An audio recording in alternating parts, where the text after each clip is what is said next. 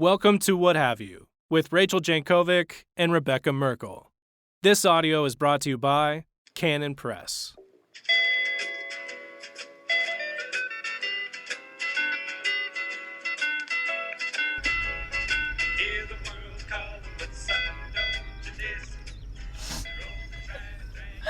Welcome back to our all-new podcast, What Have You. I'm Rachel Jankovic. I'm Becca Merkel. I'm just curious, why is it all new, Rachel? Because we haven't done it in so long that we're launching a new podcast. When we fired it back up, this is our new start. You know, guys, just to be clear, I don't know if Rachel and I have really talked to one another since our last podcast. Only in passing, Becca. Only in passing. It's been a fluster of things. But it probably has been back at your ranch also. It's been a fluster kind of a time. But a weird fluster, because normally every May we talk about how crazy it is. Maymageddon. Yeah, mayhem. But it didn't this year in the same way. No. It took us by surprise. But also, no matter how much you thought Differently. you didn't mean to be quarantined, you still came out of it with more of a ennui than you... I feel like it was very hard, to get back up a pace of life was really treacherous. Because I went back to school and taught for 4 weeks, and I'll tell you what is not normal, and that is trying to end a school year without finals. Yeah, because weird. There's no thing that you're building towards. There's no there were no usually intense review. Usually May is a non-stop wedding shower, graduation party, track event, followed by grandparents' day and assemblies and concerts lacrosse and games everything. And this time it was just a whole lot of not doing that. But you weird. Know what it, so weird. You know what it felt like? You know how sometimes if you get weirdly jittery from, I don't know, what am I trying to picture? Where you feel really keyed up, but you can't quite put your finger on what the matter is exactly. Mm-hmm. It's just overly caffeinated, or sort of. I have where it's a weird some kind wisdom of about that. I've probably a little shared turmoil before. within. Yeah, I felt like May kind of felt like that, where it wasn't the huge typhoon that May normally is, but it still was. Tensions were in it. I felt like it's the thing, if you go on a run and you stop and start a bunch, it doesn't help you. Mm-hmm. You need to get in the zone and keep going and maybe push yourself a little bit, but to quit and sit down and then to get up and try to run a little further, you basically end up spending the whole time in trying to get going. And that was more what I felt like we were doing. We were really well, weird. we were having the car crash of back to school feeling, as well as end of school feeling together. Going back to school in clothes that you miraculously outgrew and are totally beater. All my kids were too tall for their pants. Yeah. They got a lot of eating and sleeping done during the quarantine, and they came out of it bigger, and they couldn't get in there. And I'm I'm not buying any new school clothes. Not to mention that Old Navy wasn't even open when they first. So how could I? If you wanted to, you couldn't. No, it's true. I just felt plus there's that sensation that I was just kind of teaching people things until they wandered out the door into their future life. There was no sort of kaboom, there was your review, and then there's your finals. And I think all of America, wherever you are now, you're experiencing the weirds, because you can't be anywhere without experiencing that. And then this was good. So our nephew Rory graduated from high school. So at Logos. To be clear, has been back at school. So we had 3 weeks. Four. Secondary had 4. Yeah. And that'll show you what we're talking about. Yeah. We can't tell anymore. And then there was a graduation party for him out at their property, and so it was just hooray, you guys did it, you finished. And there's a bonfire, and the fire trucks. It was a big bonfire. Yeah, but it was also a rainy night. So it was rainy. It was stormy rainy, and it was on private property. Mm-hmm. And I don't know, whatever. It doesn't matter. It was just so fitting that the fire department came and put it out.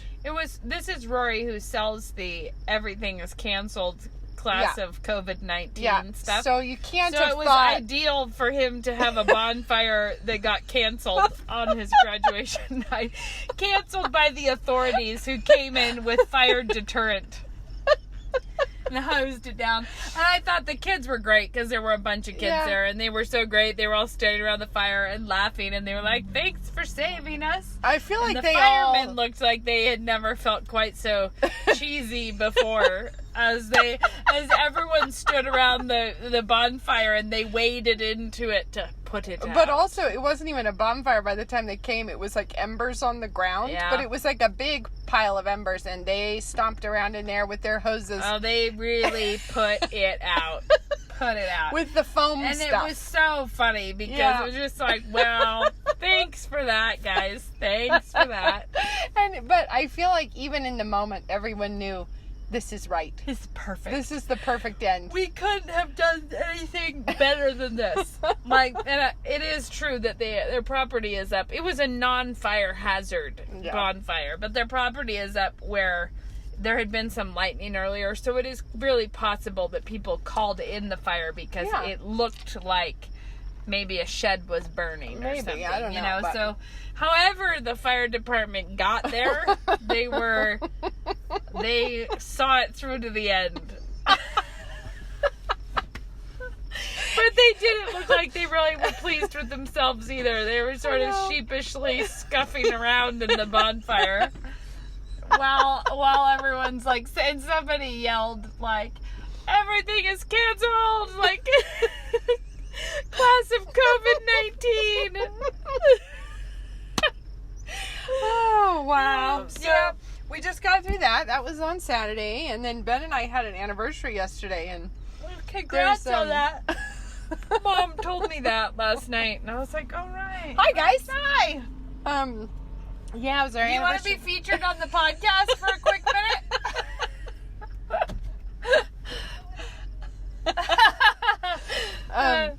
No, so it was our anniversary yesterday, but it's like, not only is it a Sunday when nothing's open anyway, it was just kind of like, well, everything's so dumb. Happy anniversary. Preventing us from getting ill, they just keep unreasonable hours. That everything's closing at like 4:30. Yeah, no, I know there was really nothing to do about anything. Who thinks to go to Walmart before then?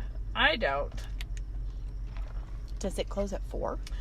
No, but it's abominably early. It's yeah. like 8. It's just the time when you really feel it. It's unfair. Is the night before someone's birthday. That happened to me because we had 2 birthdays in April. Yeah. And I noticed it 2 times, and I was like, you can't do this. You can't close the Walmart at 7 or whatever time I know, it was. when you still need a balloon.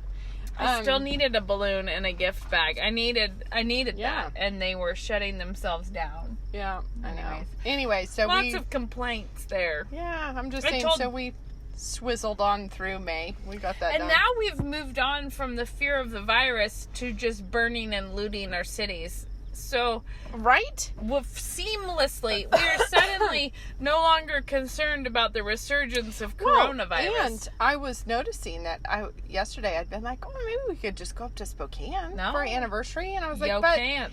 There's not really anything. Everything's closed there too, so it's not like it's be interesting. Yeah. But only think if we'd gone there, because last night they had a big Shazam in Spokane and had to bring the National Guard out because we're looting Nike. The Nike store. Or they began the looting. It sounded to me like Spokane was especially spicy with that we had people open carrying their weapons, protesting the rioting. I mean, that can't be. Gosh, no. That's not a safety first situation right there. Moscow kept it slightly tamer last night, and somebody spray painted an obscenity on the Cannon Press. Cannon and Roman roads in the church, right? Like some little... The church got tagged with an Antifa sign on the back door. And then that was about it. That was our big crime run in Moscow. Well, the reality of it all, it reminds me of was telling Becca earlier before I just saw some post.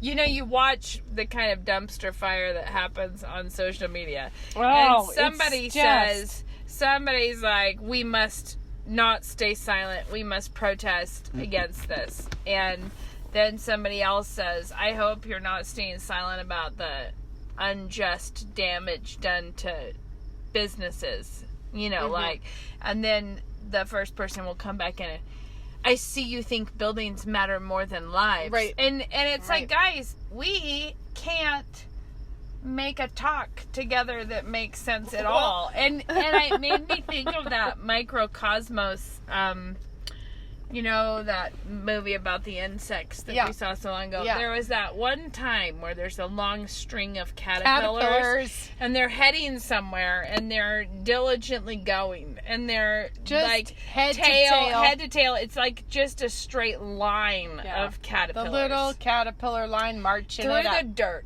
Going. And then you're watching them going, and then another line of caterpillars comes in from the side. And it like runs into the solid stream of the first caterpillars.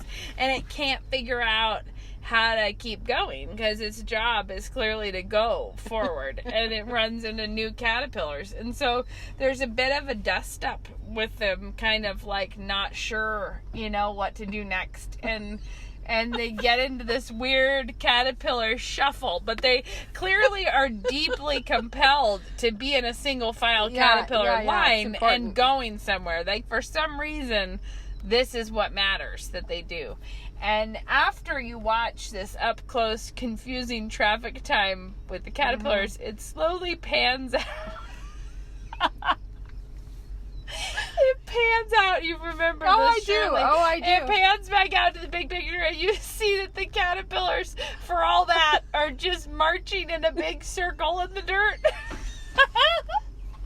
They're just in a loop. For all of their different ideas about who should go where and when can we intervene in this other line, and then it's just one circle of caterpillars. Just who knows how long they were going to keep at that before one of them thought that there might be something else out there. That they might have been here before. But just an endless swivel in the dirt seems to be what we're doing on social media. Well, there's nothing's happening. I'll tell you that I just don't care about looking at social media right now because there's nothing I'll tell you why. Of profit. It's depressing. That's why. When you run into the kind of comment thread that I was talking about, it is a huge explosion of people just emoting as though that is an argument, or as though that makes it true, or as though, you know. I think, could we just pause and say, this is why I think we make such a big deal all the time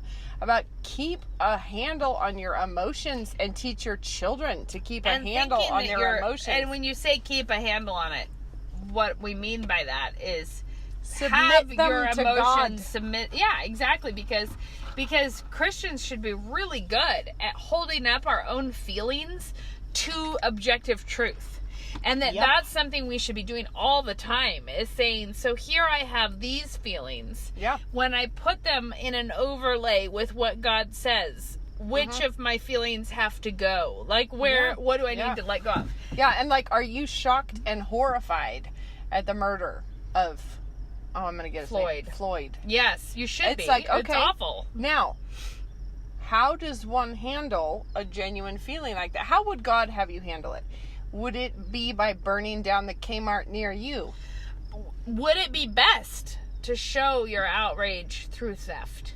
No. Would it be good to punish? No, the answer is no. To punish an innocent passerby. Actually, I saw one guy said something really on point in the middle of all this, but that is that there is no difference between the cop and the looters because both of them are preying on innocents.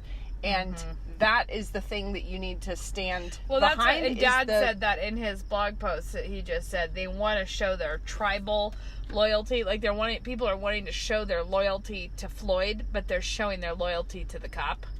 Because he's the one who was lawless. He's the one who did something wicked that he should not have done. And Although by going out say, to go do lawless and wicked deeds, you show which team you're wanting to be on. But I will also say, it looks in every way horrifying.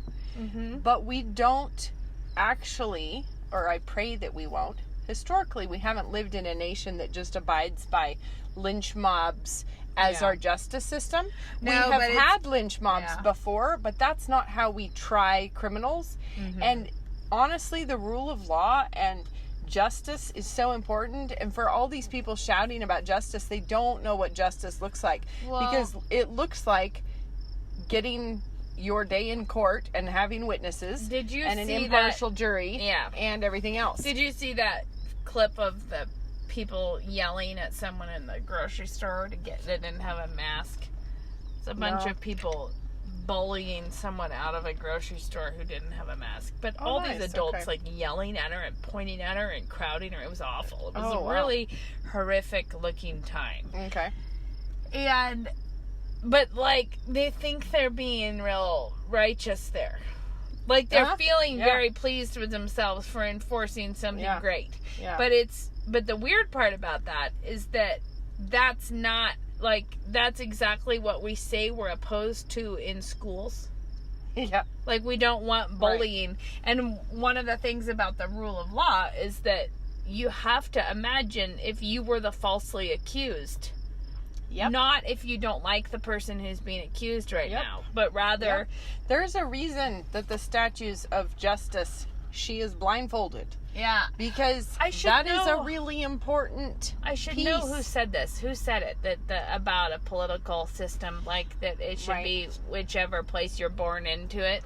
Like when you're thinking about an ideal political system, you should not know what part of position you would be born into. Yeah. Yes. And I don't even know who said it, and I'm sure it's a very famous thing. But I don't know. It feels like one of those de Tocqueville kinds of things, but I don't think it is. I'm just saying it's one. But my point is that that's a thing of like any kind of social justice or here's a big new way. You have to realize that everybody. You have to think about what's right and what's fair should be fair for all the people involved. Right. And nobody being us. We don't think that the justice system is perfect. Nope. But where it has not been good has been where it already was deviating from where it's the already been principles corrupted. Of justice. Yep. So corrupting it further is not going to make it more just. It's just going to get us further away from justice at all. And I just think, the justice system has many corruptions, I'm sure, embedded in it. But I'll tell you that I don't know of a single virtue embedded in the social media mob rule kind of thing. Like, what good does that do? It's people going off half-cocked with incomplete information about something that happened on the other side of the world that they actually know nothing about, despite the fact. Could you be brought in as an expert witness? And I'll teel you, because our own church community has had its day in the sun of being accused of things that we didn't do or whatever.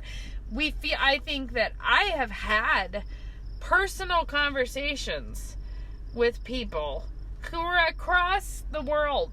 I mean, all the way across the country, wherever, long way away, who are speaking about my life as though they are the expert authority and the witness on it to tell me exactly what's what. So, like, saying things like, I know that actually secretly your husband, I don't know, what was it she told me? That my husband actually didn't even love me. He was just afraid of my dad. Yeah. And it was like, oh, tell me more. Someone I've never met. I mean, like, I don't actually need your expert witness. We might have talked about this before. We probably have, but we've had some pretty special rumors go around about our church and our family and everything. It helps you to not believe the Google when you can Google the thing about you that I'll makes tell no you, sense. It's made me basically decide, I don't believe any of these breathless reports about anything, because my favorite one, though, I think this one just always has a special place, and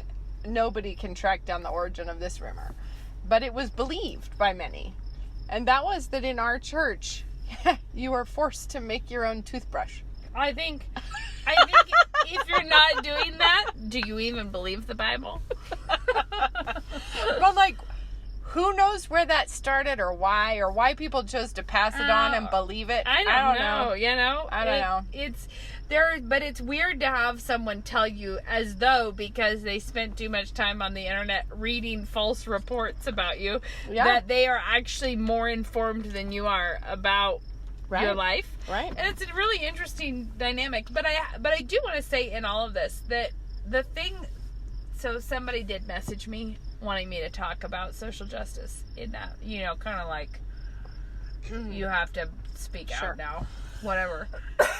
And I think that this is really important, is that I was like, listen, I am already doing every possible thing I can think of that will actually help solve this problem. And that is that we're working really hard to try to get people to read the Word of God.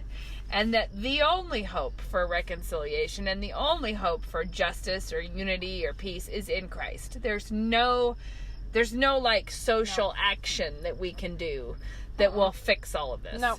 And in some ways, it seems like we're really losing things in our culture that we cared about, you know, like there's structure coming apart and crazy stuff happening, and it's just really important that Christians not be scaredy cats at a time like this, but instead see it as such a gospel opportunity. Like, this is a moment where people are coming to the total end of their own ideas about how to get anything done.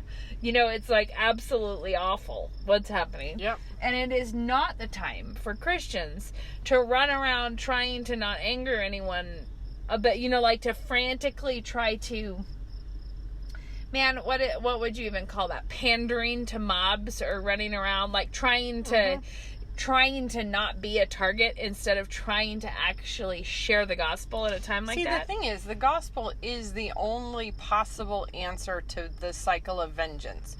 And the cycle of vengeance is like never satisfied, because when will it be? Your impulse, somebody jostles you, your impulse is never to jostle them back, but a little bit less than they did. It's always you're gonna put some top spin on it, and then they're gonna be like, that's not fair, I didn't hit you that hard. And so they're gonna ram you back, and then you're gonna get out. Just talking to my kids about one of their golden eras. One of the things we found out was happening among the children types, which was when we found out that our children had instituted some kind of a hot plan of paybacks.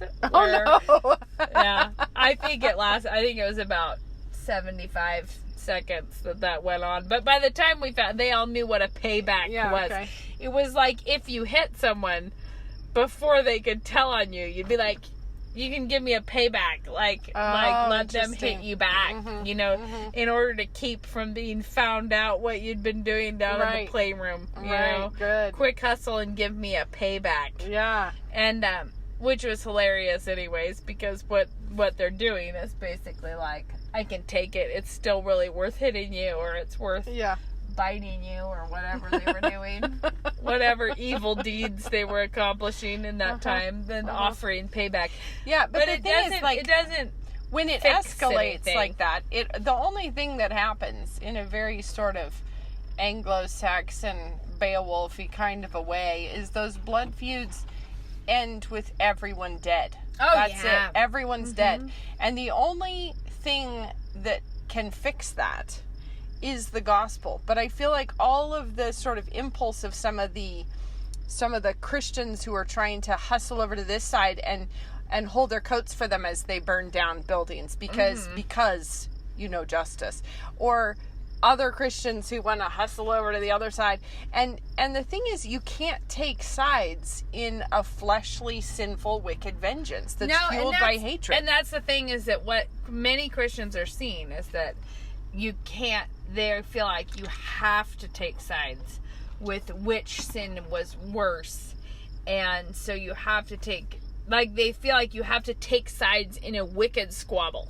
Yeah. Right? Like, but the whole thing is wicked. Yeah. Both sides of this are wicked. There is no, like, And so as much as you have to side with someone who was innocent, who was killed by a cop who was not innocent, you have to side with an innocent shop owner who was having their livelihood destroyed because of no particular... Or people killed in the rioting. Basically, in the end, the reason that Christians don't need to try to track all of this and try to side here and there with everyone is because we side with Christ. Then it actually puts all of it to death.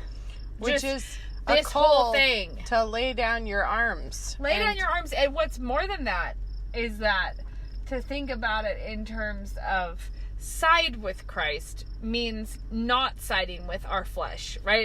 It means to be like, actually, we're with the only ever totally innocent victim in the entire world, that's who we side with. Yep.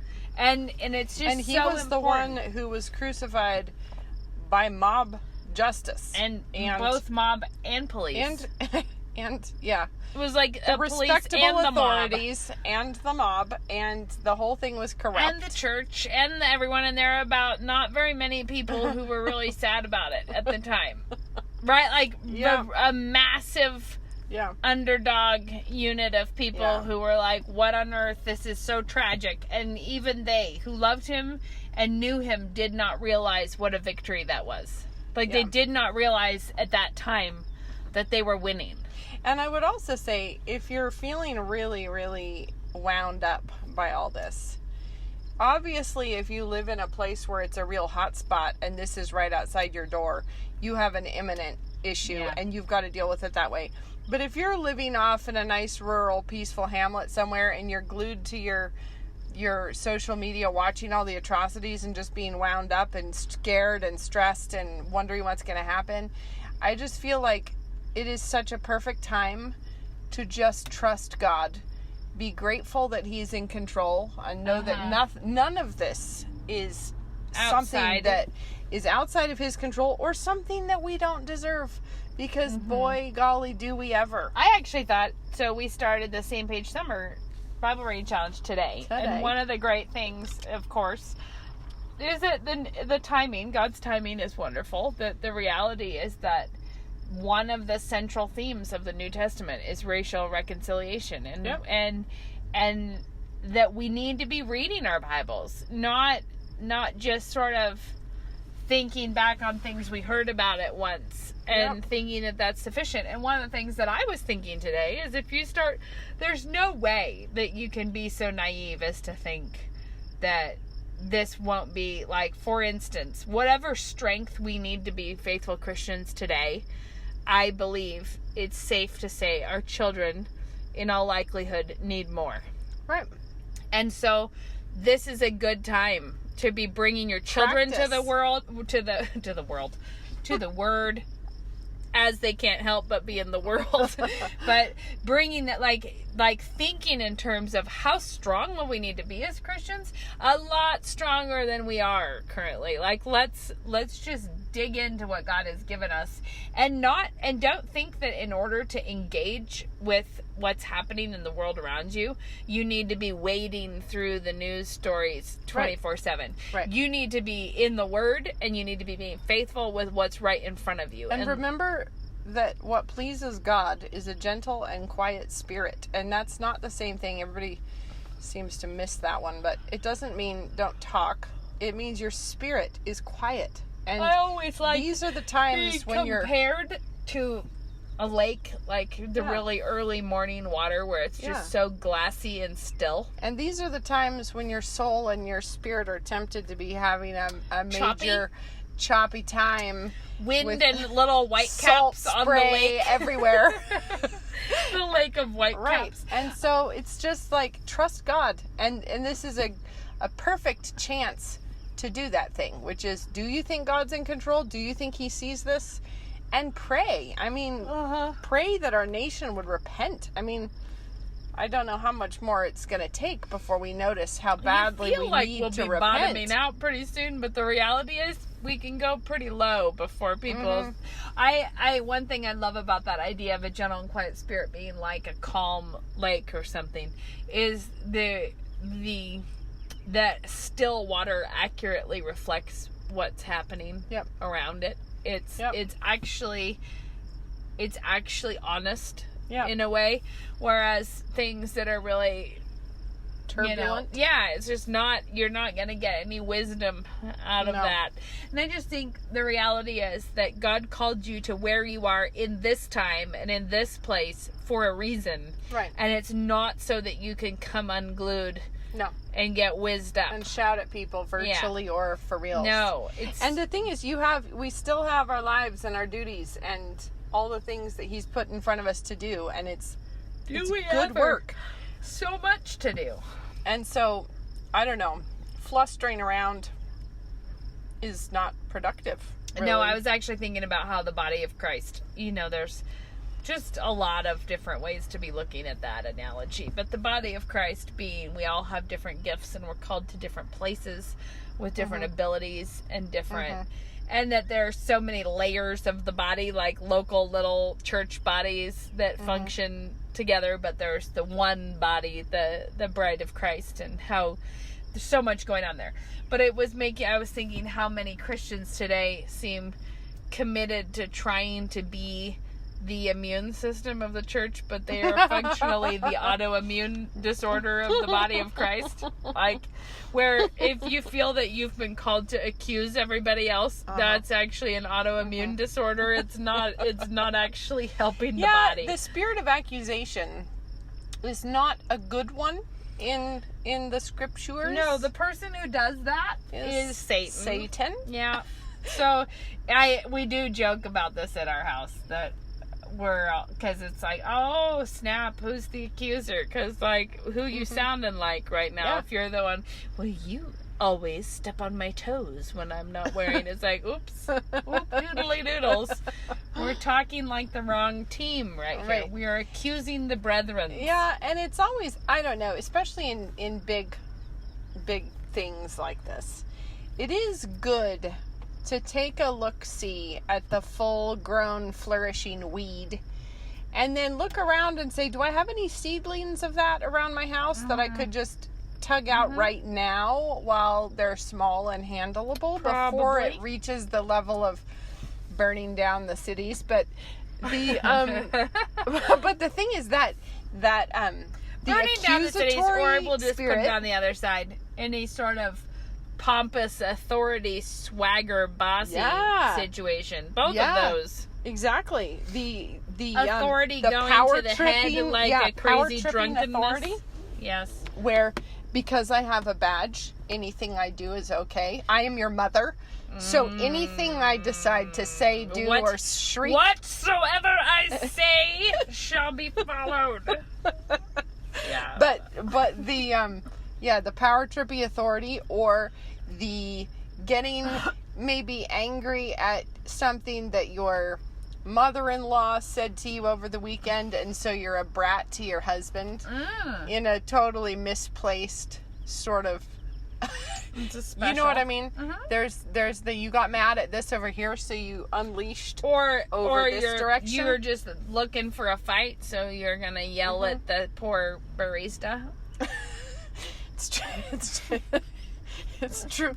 And that looking for a fight, that's an interesting one. It's a catharsis desire. It is a desire for a catharsis, but it's not like does anybody really enjoy it? I don't know, but I told you recently, I think on the last podcast, that I was realizing that the desire to fink off at people at the last moment before having a hospitality time, that I was thinking about that exact thing, because I don't like it. I hate it when I do that. No, so it's the you're worst. like, why? It is the worst. Why, when I hate it so much, do you sometimes actually feel it coming up welling up in your chest, like you're just, but I would like to let it rip for a second. Like I would like to just say some pithy things to the people gathered here about what I think of them. And it is like just deciding to squirt the honey on the floor just for no reason. It makes no sense. It's like, I'd like to egg my own house. Well, why? Because you're gonna, but then of course that's that Proverbs that a foolish woman tears her house down with her own hands, right? Like that impulse is destructive. Right. And yet, for whatever reason, when you're in the grip of being a fool, you kind of want to go do that. And I was thinking about it. And I thought, I actually think it's a pride thing more than I think, because I hate it so much. I don't know why I would ever do it. Right. So, because I truly do hate it. And I hate it for days after the fact, if you've done that. Because you're like, I said I was sorry, but I still can't believe that even came upon me. And, but I just was thinking about that. Part of that is, it's some other satisfaction that you're getting. It's trying to make yourself feel better than the situation. Like, I am the kind of person who would have had a organized home if you all weren't here. Yeah, but I think it's not rewarding, though. I can tell you, it won't pay off. That you do when you are not feeling like you're achieving real well yourself. Yeah. You would like to see yourself achieving, and the easiest, shortest road sometimes is by telling everyone else how much worse they are. So it's so that it sort of like, I will seem taller if I slice them all off at the socks. I wrote a chapter. If only I had the book here on hand, then I could know what I said in it. But it is the mean boss in Fit to Burst. And that was something that I noticed a long time ago, was that I wasn't sure why I acted two parts in my own life, which is that I am the boss who is very rude about the employee. And I am the employee who can't live up to the boss's standards. I'm both. Yeah. At one time, I fill both of these roles. Mm-hmm. And sometimes I go swerving into the mean boss, where you want to just be like, and I'm dropping the ball here, and I can't believe I didn't do that, and I hate that I am such a lazy worker about this, and you have a long inventory. But when you do that, when you're like accusing yourself and kind of angry at your own self, it's actually an indulgence in your own pride. Like, I'm better than this. I'm better than this situation. Yeah. And when you're the bad employee complaining about the boss, it's you're trying to make an excuse. You know what I mean? Like, these are, and that's an interesting thing about being a homemaker, is that for the most part you are both. You set the goals. You make how complicated the food is up to you. How much you try to keep your house clean is sort of your own decision. So you have ample opportunity to be all the people in the story. Well, and I spoke at the graduation on Saturday, so as I was trying to write my speech, I was thinking about how much the mirror of the word, when you're supposed to look into the mirror of the word, a mirror is, there it is, tells you the truth right there. And we do, pretty bad news can be found in a mirror. Yeah, you just look right in there and there it is. And we kind of prefer the selfie angles, the Instagram filters, the lighting, the this and that. The word is more like the accidental selfie mode. Yes, it is. But we all, like, people find their best angle and the filter that they like that makes them look so, duck-lipped, whatever. Yeah. And they have their preferred lighting that they like to see themselves in, and the perfect this and that. And that's the excuses that we give ourselves. It's like, we don't want to just look straight in the mirror. We want to faff about with a lot of other things. Let's put a haze and then over this. We get ourselves into the angle we much prefer to see. And then we'll look at that one. And then we'll be like, look at that other person who looks terrible compared to how great I'm looking. Yeah, but I just mean that, I've said this on the podcast before. There's very few things that are healthier than accidentally having your phone in a selfie mode. It's so funny.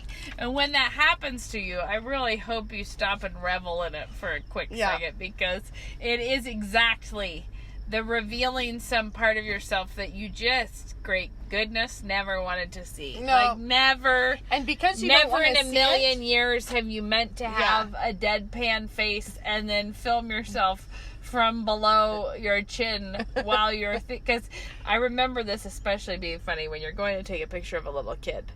Oh, because you pull up your camera and you're like always angling it down because you're trying to get someone who's short and then it's accidentally looking at you, at your chin and up your nose, and you're stunned by what you... But the thing is like, when you see one of those things, you would prefer to not see, so what do? You delete the photo and you don't look again.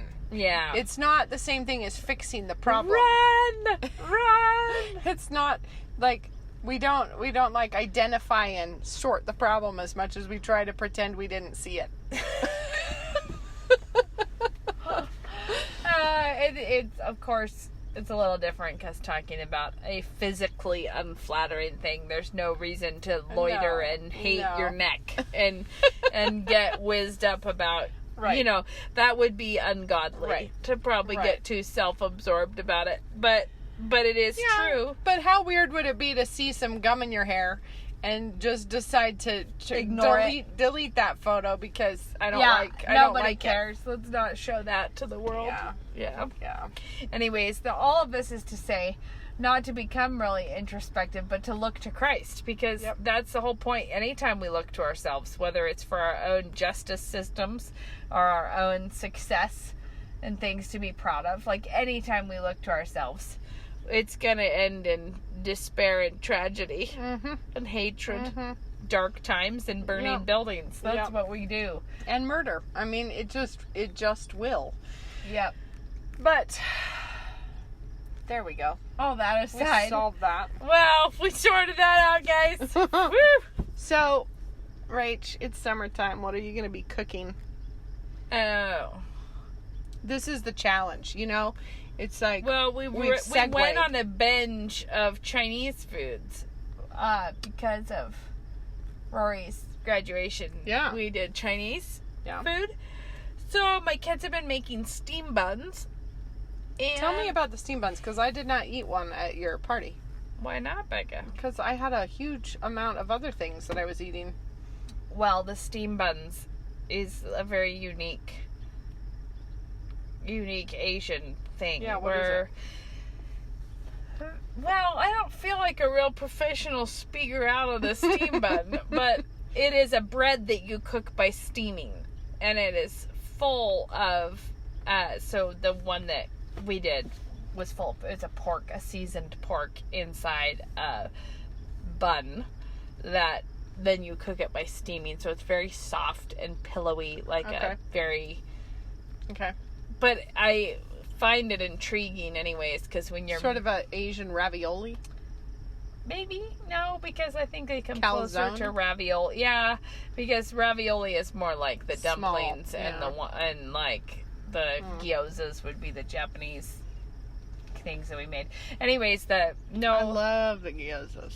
Yeah, well, the steam bun was hilarious because I find it kind of fascinating. I watched this girl. I did it off of a YouTube person's recipe. Okay. All right. And she makes this dough that's like yeast and sugar and flour and water. Okay. That's it. No salt. Okay. Not so very it's sort much of a sugar. Sweet dough? Not very much sugar. It's a little bit of sugar, but still, it's not like a really sweet dough. It's just no salt in it. But then the filling is very salty because it's soy sauce and all this stuff, so whatever. But when you're making this dough, you are not thinking to yourself, this is going to be pillowy and soft. That has you do not get that vibe from this dough. You roll it all up. Oh, it's a baby horse. I know. I was looking at the baby horse. I missed it earlier. So then you put it in the after it rises for like an hour and a half. This was the part where I was like, hang on, I've never treated a dough like this in my whole life. It rises for an hour and a half, and then she's like, now you have to push all the air bubbles out of it. Whoa. So after it has risen, you now knead it with a vengeance. And she keeps having you slice it open to check that there's no air pockets left anymore, which is weird. You do all that. Apparently, it helps them to be uniform air pockets. Okay. And it gets uniform. So you knead it like crazy, and then you roll it out into a little circle, and then you put the pork in it, and then you pleat the top shut, and then you steam them. That's how you cook them, is in steam. But weirdly, they are delicious.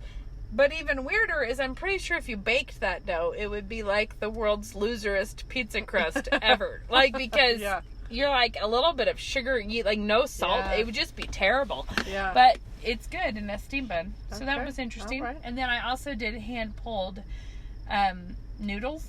Oh, yeah, those were good. I had those. Yeah, I don't think I like to eat those very much, but I don't like to eat them very much when we have bought them in other places. But I do deeply like to make them. That's fun. That's a joy. Making them is really fun. And this was the not Alton Brown, but Serious Eats recipe where you use nutritional yeast it's a high gluten. It's hard to concentrate. Yeah, there's somebody doing an interesting arm workout coming towards us. Anyways, it is a funny arm workout, so it's hard to look elsewhere. Anyways, it's a high gluten flour, and then you add nutritional yeast, which is a gluten relaxer. Oh, okay. So you end up with this dough that behaves like silly putty, kind of. Like it's really interesting and funny. And that was fun. So we did that. But that's not what I'm going to be making all the time. You're not going to go on a real kick of... We did a little bit of that. We did it Saturday and Sunday. That we made steam buns and hand-pulled noodles. Oh, you made more on Sunday, huh? Yeah, we did. And then we did that. And then now, I don't know what else I'm going to cook. You don't have any, like, big, exciting summertime feasts planned? Yeah. No, do you have that planned? No, I was hoping you'd give me a good idea. No. I've been planting my garden like a crazy person, and I'm hopeful that this year I'll get the whole thing, like, actually sort of together. I bought 2 more artichoke plants because I'm on a perennial quest to grow the artichokes.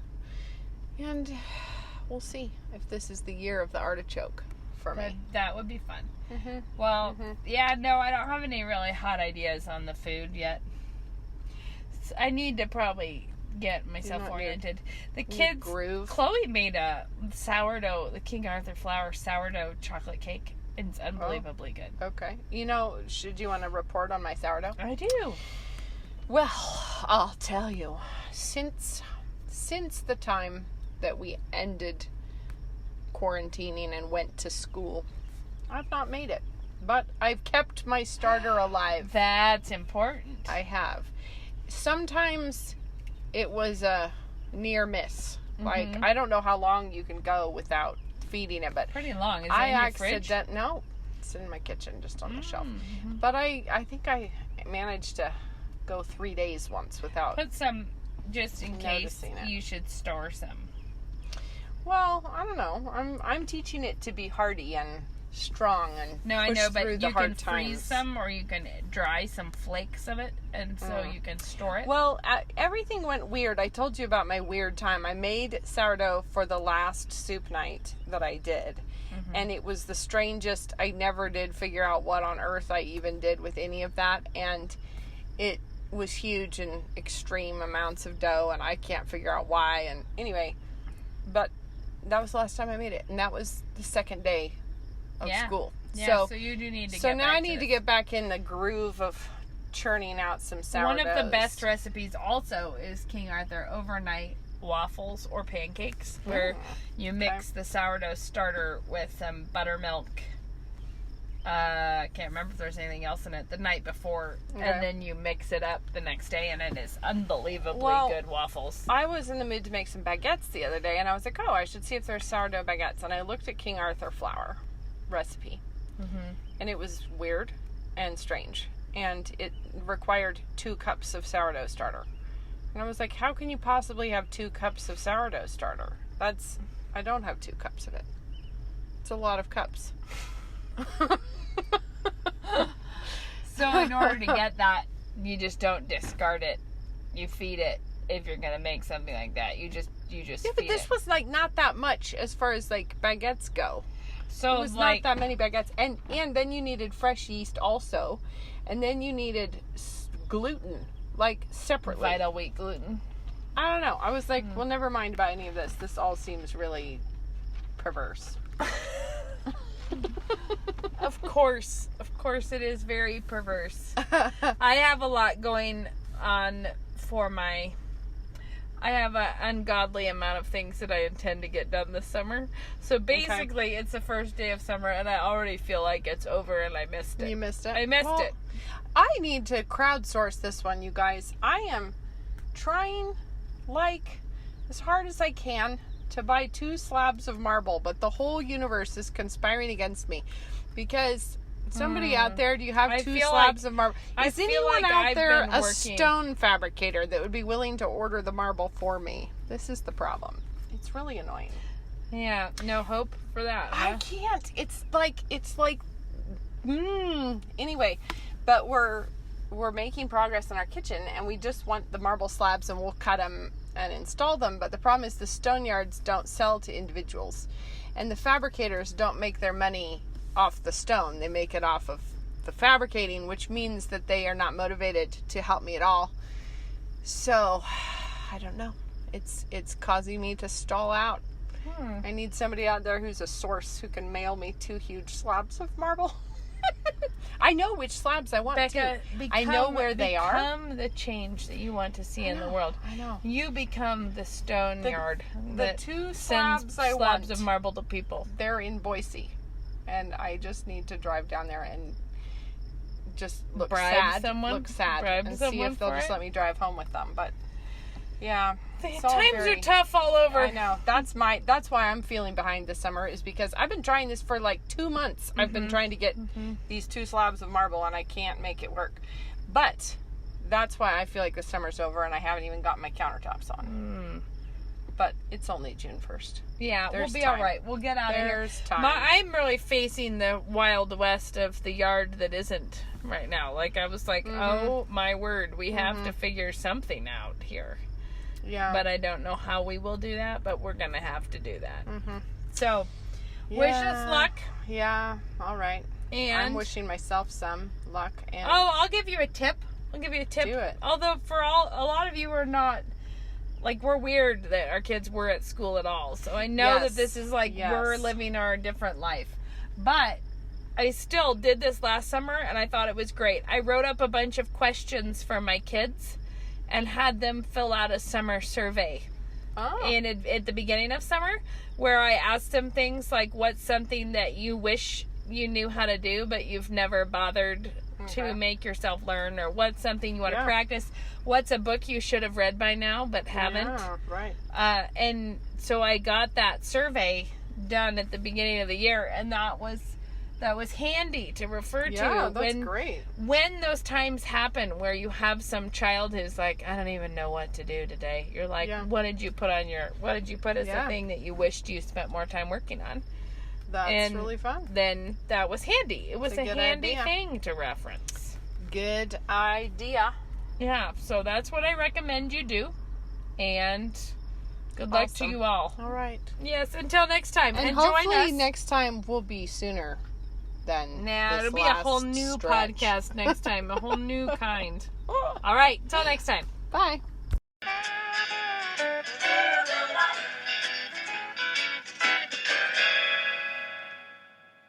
Thanks for listening to this week's edition of What Have You. This audio is brought to you in part by New St. Andrews College. Are you wondering if any college will be open this fall? Look no further than New St. Andrews College. Graduating leaders who shape culture, living faithfully under the lordship of Jesus Christ.